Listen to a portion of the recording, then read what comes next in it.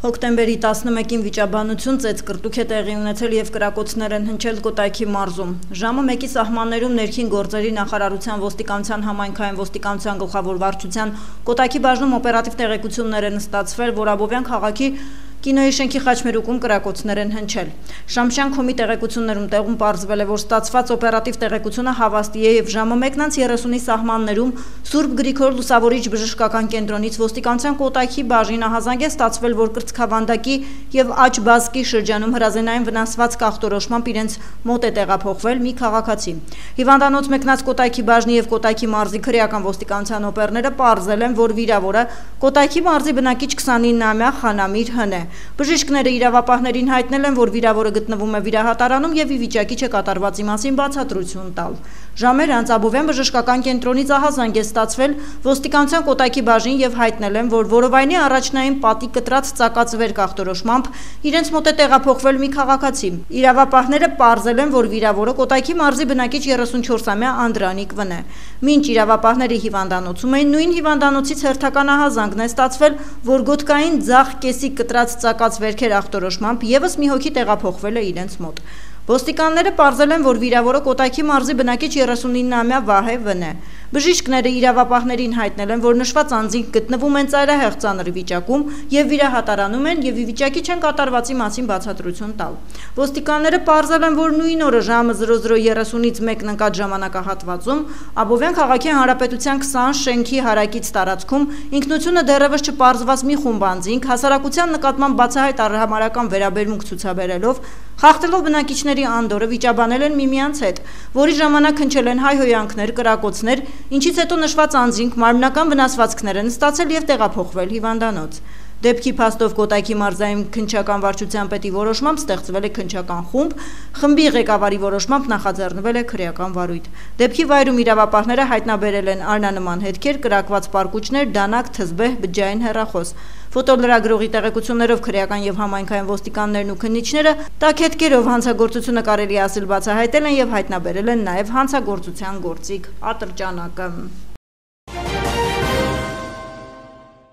Աբովյանում հնչած կրակոցների գործով մեկ անձ ձերբակալվել է խուլիգանություն կատարելու համար ըստ քննչական կոմիտեի դեպքի առթիվ Հայաստանի Հանրապետության քննչական կոմիտեի Կոտայքի մարզային քննչական վարչությունում Հայաստանի Հանրապետության քրեական օրենսգրքի 44-155-րդ հոդվածի առաջին մասով սպանության փորձ 167-րդ հոդվածի երկրորդ մասի 8-րդ կետով առողջությանը միջին ծանրության վնաս պատճառելը 297-րդ հոդվածի երկրորդ մասի առաջին կետով և երրորդ մասով խուլիգանությունը և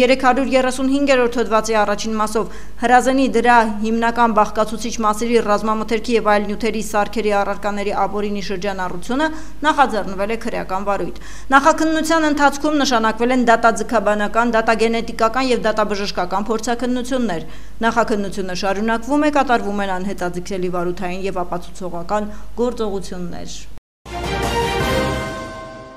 Ներքին գործերի նախարարի տեղակալ Արմեն Մկրտչյանը հոկտեմբերի 9-ին ընդունել է անվտանգության ոլորտի կառավարման Ժնևյան կենտրոնի Եվրոպայի և Ասիայի բաժնի ղեկավարի տեղակալ Անթիե Ֆրիցի գլխավորած պատվիրակությանը։ Փոխնախարար Մկրտչյանը բարձր է գնահատել ձևավորված գործընկերային հարաբերությունները և այն ընդլայնելու պատրաստակամություն հայտնել։ Ներկայացնելով ներքին գործերի նախարարության հիմնական առաջնահերթությունները, փոխնախարարն անդրադարձել է կարողությունների զարգացմանը, վիզաների ազատականացման գործընթացին և ոլորտային բարեփոխումներին։ Կողմերն անդրադարձ են կատարել փորձագիտական և ուսումնական այցերի կազմակերպմանը, ընդգծելով միջազգային լավագույն փորձի կիրառումն ու կարողությունների շարունակական զարգացումը։ Անթիե Ֆրիցը նշել է, որ անվտանգության ոլորտի կառավարման Ժնևյան կենտրոնը պատրաստ է շարունակելու աջակցությունը մասնավորապես ոլորտային վերապատրաստումների, ռազմավարական պլանավորման կարողությունների և մարդկային ռեսուրսների զարգացման ուղղություններով։ Քննարկվել են ներքին գործերի նախարարությունում ժամանակակից կազմակերպչական մոնիթորինգի, վերահսկողության մեխանիզմների ներդրման, ուժի կիրառման կառավարման և մի շարք այլ հարցեր։ Ոստիկանության կողմից ուժի կիրառման համատեքստում աշխատաժողով էր անցկացվել հոկտեմբերի 7-ին, որի ընթացքում ներկայացվել են ուժի կիրառման միջազգային քաղաքականությունն ու պրակտիկան, մոտեցումների մշակումն ու Էստոնիայի փորձը։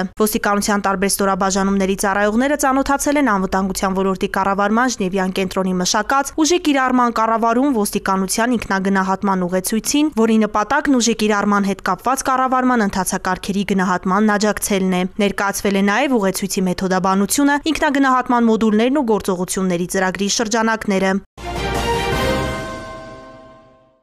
Հոկտեմբերի 10-ին Ջոն Հայրապետյանի նախագահությամբ անցկացվել է ջրականի նորակոչիկների 5-րդ գումարտակի հրամանատար Իշխան Վահանյանի գործով վերջին դատական նիստը։ Իշխան Վահանյանին մեղադրանքի առաջադրվել այն բանի համար, որ նա հանդիսանալով N զորամասի գումարտակի հրամանատար, նույն ստորաբաժանման ժամկետային եւ կրտսեր սպայական կազմի ուղղակի պետը 2020 թվականի սեպտեմբերի 27-ին Հայաստանի կառավարության կողմից հայտարարված ռազմական դրության պայմաններում, 2020 թվականի հոկտեմբերի 10-ին ժամը 12-ի սահմաններում Արցախի Հանրապետության Հադրութ քաղաքի մոտակայքում գտնվող Խուրհատ սարի վրա տեղի ունեցած մարտական գործողություններին ակտիվ մասնակցություն չունենալու եւ սեփական կյանքը չվտանգելու անձնական շահագրգռվածությունից ելնելով դրսեւորել է իշխանության անգործություն։ Բացի այդ 2020 թվականի հոկտեմբերի 10-ին ժամը 12-ի սահմաններում Խուրհատ սարի վրա տեղի ունեցած մարտի ժամանակ ինքնակամ լքել է մարտադաշտ հանդիսացող վերոնշյալ տեղանքի մարտական դիրքերը։ Իշխան Վահանյանը կալանավորված էր 2021 թվականի մարտի 18-ից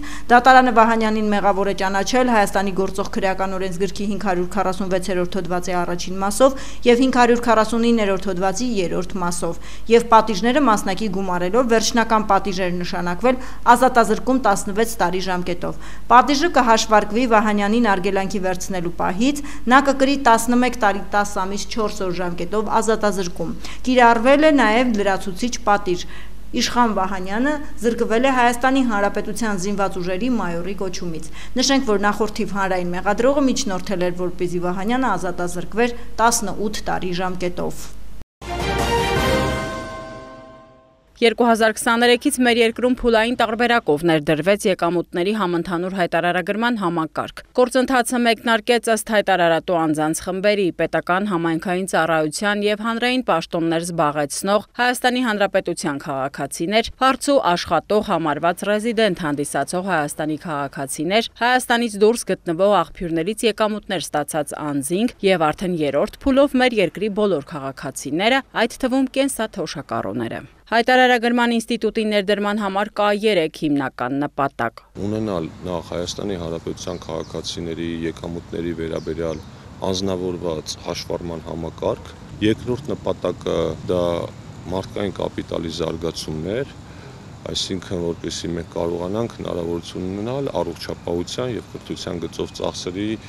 փոխհատուցում տալ եւ երրորդ նպատակը պետություն քաղաքացի հարաբերությունները նոր մակարդակի բերելն է։ Համակարգի ներդրմամբ պետությանը հաջողվեց նաև ստվերային գործարքները որոշ չափով կրճատել։ Համակարգի ներդրման առաջնային փուլից սկսած պետությունը հետևում է հայտարարագրման ընթացքին եւ ի հայտ եկած խնդիրներին։ Վերջիններով պայմանավորված պարբերաբար վերանայվում են մեխանիզմները գործիքակազմերն առավել կատարելագործելու համար։ Փոփոխություններ մշտապես կատարվել են, վերջին վերանայումը վերաբերում էր հայտարարագիր ներկայացնելու վերջնաժամկետներին։ Մայիսի 1-ը փոխարինվեց նոյեմբերի 1-ով եւ ինչպես Բաբկեն Թունյանն են նշում, դա հիմնականում պայմանավորված էր ID քարտերի պահանջով ու այլ տեխնիկական բնույթի հարցերով։ Այժմ էլ քաղաքացիական պայմանագիր խմբակցության падգամավորները նախաձեռնել են մեկ այլ փոփոխություն եւս, որն առաջիկայում արտահերթ կարգով կբերվի դահլիճ։ Ընդ որում այդ փոփոխությունը ոչ թե միանգամից ենք որոշել կամ ինչպես մեր ընդդիմադիր որոշ գործընկերներ ասում են իրենց պայքարի արդյունքում, այլ այս մասին դեռ ամիսներ առաջ հայտարարում ենք, որ մենք աշնանը հանդես կգանք եկամուտների հայտարարագրման համակարգի էական պարզեցման փոփոխություններով։ Փոփոխությունները բնականաբար քննարկվել են կառավարության գործընկերների հետ։ Պարզեցումները կլինեն եւ օրենսդրական եւ տեխնիկական մակարդակում գործող կարգավորումների համաձայն մինչեւ նոյեմբերի 1-ը հայտարարագիր չներկայացնելու դեպքում սահմանված էր տուգանք։ Նոր նախագծով փոխվում է տրամաբանությունը։ Այսինքն հայտարարագիր կարող են մարդիկ եւ չլրացնել մինչև վերջնաժամկետը եւ քանի որ պետական եկամուտների կոմիտեն ինքը արդեն իսկ ունի որոշակի տվյալներ քաղաքացիների եկամուտների վերաբերյալ, ինքը ինքնաշխատ այսօր էլ այդ տվյալները լրացնում է։ Սա ենթադրում է, որ եթե քաղաքացին ինքը չի լրացնում հայտարարագիրը, պետական եկամուտների կոմիտեի կողմից լրացված տվյալներով համարվելու է, որ մարդու հայտարարագիրը լրացված է եւ հանձնված է։ Այսպիսով քաղաքացին հայտարարագիր չի լրացնի, եթե պետական եկամուտների կոմիտեում առկա ֆինանսական տվյալներից բացի այլ եկամուտ չունի։ Այս առումով առաջին հերթին մենք երևի այն մարդկանց գործն ենք թեթևացնում, հատկապես 100,000-ավոր կենսաթոշակառուների, որոնք որ ըստ էության կենսաթոշակից բացի այլ եկամտի աղբյուր չունեն։ Ինչպես նաև այն մարդիկ, որոնք օրինակ վարձու աշխատող են եւ այլ եկամուտներ չունեն։ Հայտարարագիր լրացնելու անհրաժեշտություն կլինի այն պարագայում, երբ քաղաքացին ցանկանում է օգտվել սոցիալական կրեդիտներից, ընդգծում է падգամավորն ու հիշեցնում, որ պետության կողմից շահառուն հետվճար ստանում է այն դեպքում, երբ տարվա ընթացքում կատարել է առողջապահության եւ կրթության գծով ծախսեր։ Այդ գումարները յետ ստանալու հնարավորությունից կարող են օգտվել այն մարդիկ, որոնք որ մուտք են գործում եկամուտների հայտարարման համակարգ, էլեկտրոնային ստորագրությամբ եւ գոնե մի հատ փոքր գործողությամբ թեկուզ առանց որևէ բան փոխելու հաստատում են այդ հայտարարագիրը։ Նախագծով պետական եկամուտների կոմիտեին կտրվի հնարավորություն ունենալ հասանելիություն նաև ֆոնդային բորսաների որոշակի տվյալների մասով, որպեսզի ինքնաշխատ եղանակով լրացվեն նաև արժեթղթերից ստացված եկամուտները։ Պարզեցված համակարգը նաև կօգնի ավանդատուներին։ Կլինի հատուկ հնարավորություն, եթե իրենք պետական եկամուտների կոմիտեին իրենց համաձայնությունը տան ընդհանրապես մի հատ գալիճկա դնելով, որ համաձայն են, որ պետական եկամուտների կոմիտեն իրենց բանկային ավանդների ստացվող եկամուտի մասին ինֆորմացիա ունենա, այդ ինֆորմացիան էլ ՊԵԿ-ը կստանա եւ ավտոմատ կլրացնի։ Արտահերտ նիստից հետո կլինի նաև հստակ ցանկ, թե որ եկամուտները կհայտարարագրվեն եւ որոնք կհարկվեն։ Մեզ հարցն են ասենք, եթե ես մեքենաս օտարել եմ, վաճառել եմ կամ տունս վաճառել եմ, այդ գումարը հայտարարման ենթակա է, հարկման ենթակա է, մենք ասել ենք, որ դա հայտարարման ենթակա է, բայց հարկման ենթակա չի։ Հայտարարագրման ենթակա անձանց թիվը վերջնապատկերում ըստ Բաբկեն Թունյանի կկազմի շուրջ 2 միլիոն։ Ֆրանսիայի նախագահ Էմանուել Մակրոնը Սեբաստիան Լեկորնյուին վերանշանակել է վարչապետի պաշտոնում, որը հրաժարական էր տվել ընդամենը 4 օր առաջ եւ այդ ժամանակվանից հայտարարել էր, որ այլևս չի ցանկանում ղեկավարել կառավարությունը։